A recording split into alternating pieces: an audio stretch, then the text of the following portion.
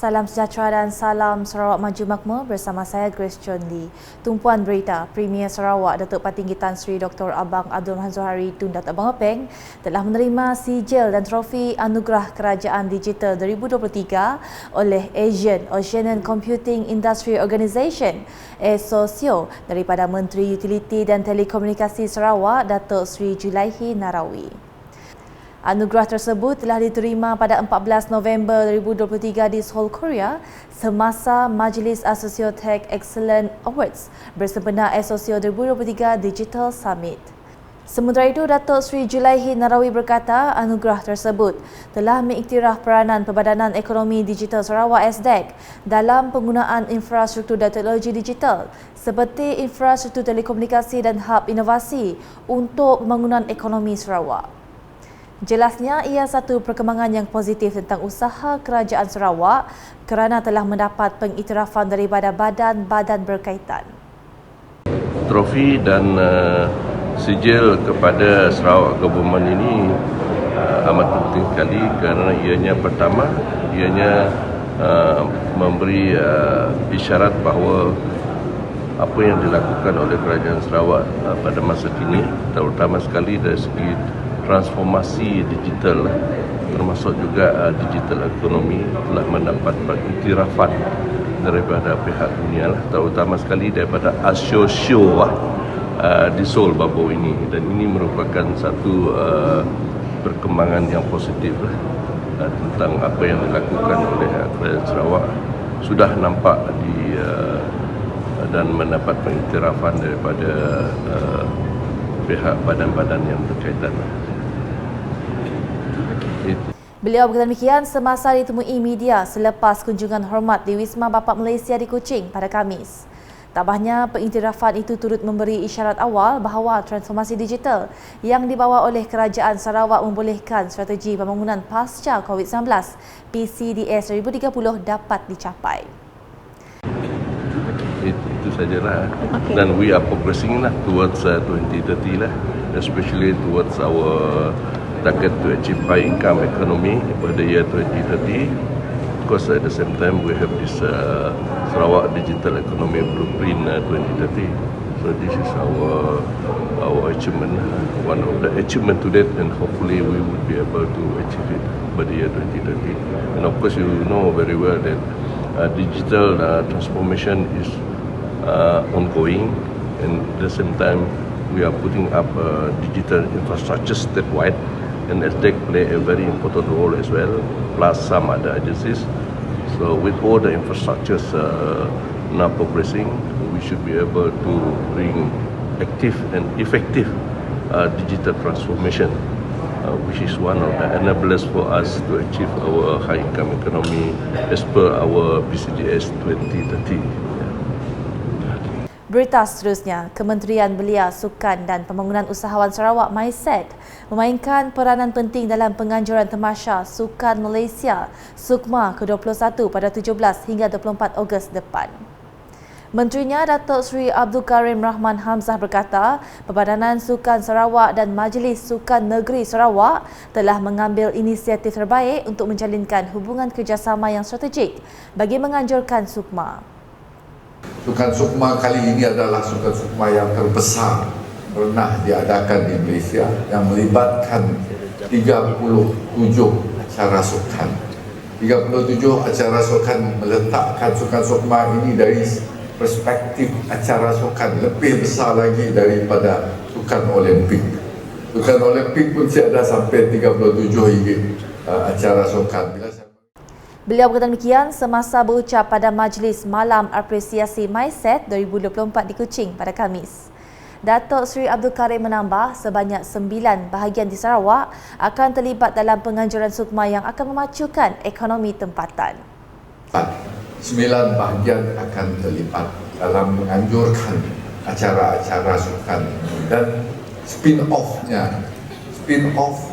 acara sukan ini banyak sekali, pertama sekali dari segi ekonomi, tempatan, baiknya mereka yang menyediakan tempat-tempat penginapan, hotel besar, hotel kecil, homestay, mereka yang menyediakan jualan-jualan, baiknya jualan makanan ataupun jualan craft, baiknya mereka yang menyediakan pengangkutan, baiknya kenderaan kereta biasa ataupun bas dan coaches ke seluruh negeri Sarawak. Spin-off dari segi itu besar sekali. Sementara itu, beliau berkata sukarelawan untuk Sukma akan diambil daripada tempat di mana sukan tersebut akan dianjurkan. Menurutnya, permohonan untuk sukarelawan daripada luar Sarawak juga akan dipertimbangkan.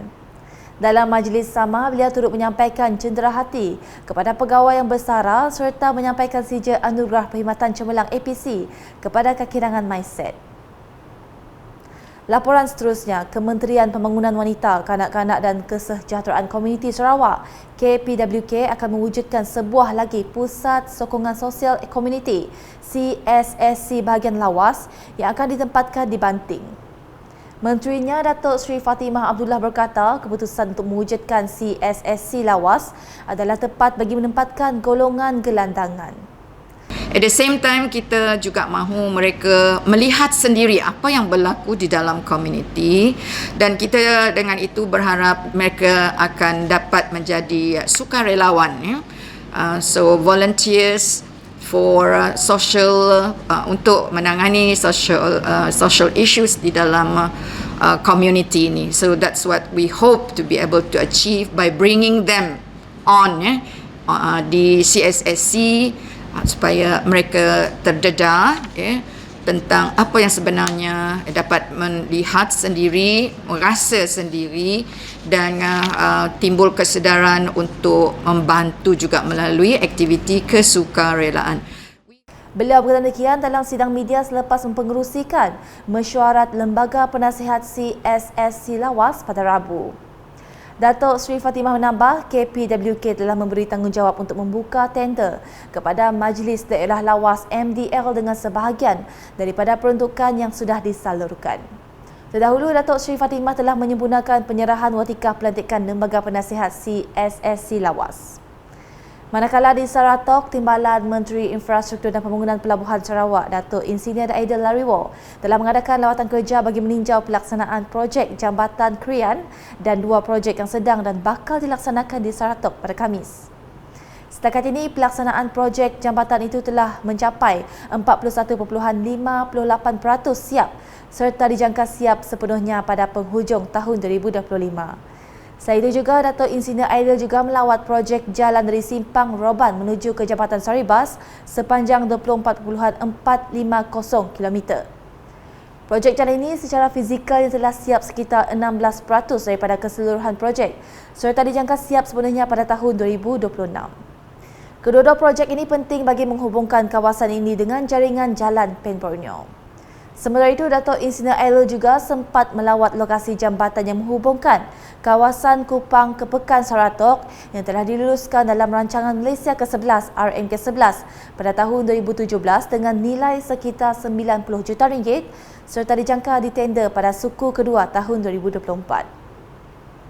Di Belawai pula, Kerajaan Sarawak telah meluluskan peruntukan sebanyak RM20 juta untuk membina stadium mini di Tanjung Manis yang akan dilengkapi dengan pelbagai kemudahan terutamanya trek olahraga.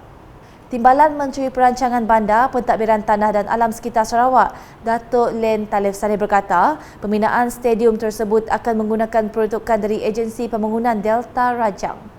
Mengenai dengan pembangunan stadium, kalau kita lihat dari segi video tadi, kita lihatlah di sini tidak ada kemudahan-kemudahan untuk mereka dalam bidang tokat, terutama sekali track. Oleh sebab itulah saya menerusi rada, peruntukan dari rada yang telah diluluskan sebanyak 20 juta akan kita bangunkan di Tanjung Manis. Oleh sebab itu, bangunan ini nanti prasarana itu dapat dimanfaatkan oleh mereka di sekolah SMK Belawai ini dan juga penduduk-penduduk di kawasan ini seperti Belawai, Serujih, Rajang dan Tanjung Manis. Jadi insyaAllah prasarana ini akan kita siapkan dalam masa 3 tahun. InsyaAllah tidak ada halangan. Datuk Len Talih berkata demikian kepada media selepas merasmikan Majlis Apresiasi Sekolah Menengah Belawai di Dewan Sri Barong, SMK Belawai pada Khamis. Ahli Dewan Undangan Negeri Adun Kuala Rajang itu menambah, Kerajaan Sarawak juga telah melaksanakan pelbagai inisiatif untuk memperkasa bidang pendidikan di negeri ini. Jelasnya, ini termasuk menyediakan pendidikan secara percuma bermula pada tahun 2026 di semua institut pengajian tinggi milik Kerajaan Sarawak. Paparan berikutnya, warga Perkhidmatan Awam Negeri Sarawak PANS digesa untuk mematuhi sistem dan prosedur kerja dalam melaksanakan tugasan hakiki. Timbalan Menteri Jabatan Premier Sarawak, Integriti dan Ombudsman, Datuk Mursyid Diraja Dr. Juanda Jaya berkata, integriti dalam perkhidmatan awam tidak hanya terhad kepada isu rasuah sahaja. Malahan ia meliputi semua budaya kerja, iaitu melakukan kerja dengan komited, penggunaan masa yang optimum, serta hubungan kerja yang harmoni dalam organisasi. Beliau berkata demikian semasa program pengukuhan integriti Jabatan Premier Sarawak di Auditorium Wisma Sabati Kuching pada Khamis. Adun Jemureng itu menambah, Kerajaan Sarawak melalui Unit Integriti dan Ombudsman Sarawak Unions kini sedang mengusahakan inisiatif untuk menjadikan Sarawak sebuah negeri maju berintegriti menjelang tahun 2030. Program anjuran unions yang dihadiri oleh 170 PANS daripada unit-unit di dalam Jabatan Premier Sarawak tersebut telah menampilkan bekas Majistret Mahkamah Muhammad Firdaus Ramlan untuk memberi taklimat dan berkongsi pengalaman beliau mengenai jenayah rasuah dalam perkhidmatan awam. Terdahulu turut berlangsung sesi melafaz ikrar bersama tetamu jemputan dan para peserta yang diketuai oleh Pegawai Keselamatan KP41 Unit Keselamatan dan Penguatkuasaan Sarawak UKPS Abang Muhammad Azamuddin Abang Yahya. Hadir sama Pengarah Union Semawi Muhammad, Pengarah Unit Keselamatan dan Penguatkuasaan Sarawak Datuk Dr. Chai Kim Chung, Pengarah Unit Hal Ehwal Agama lain Datuk Jack Aman Luat dan Ketua Pendaftar Mahkamah Bumiputera Sarawak Jonathan Lugoh. Sekian isi tengah hari bersama saya Grace Chondi. Berita lebih lanjut boleh didapati di semua platform media sosial UKAS termasuk portal ukas.sarawak.gov.my dan UKAS channel di YouTube. Mengakhiri Buletin UKAS dengan paparan Majlis Malam Apresiasi MySet 2024 yang dihadiri oleh Menteri Belia Sukan dan Pembangunan Usahawan Sarawak Datuk Sri Abdul Karim Hamzah di Kuching pada Khamis. #Saluran Informasi Rakyat, Salam UKAS.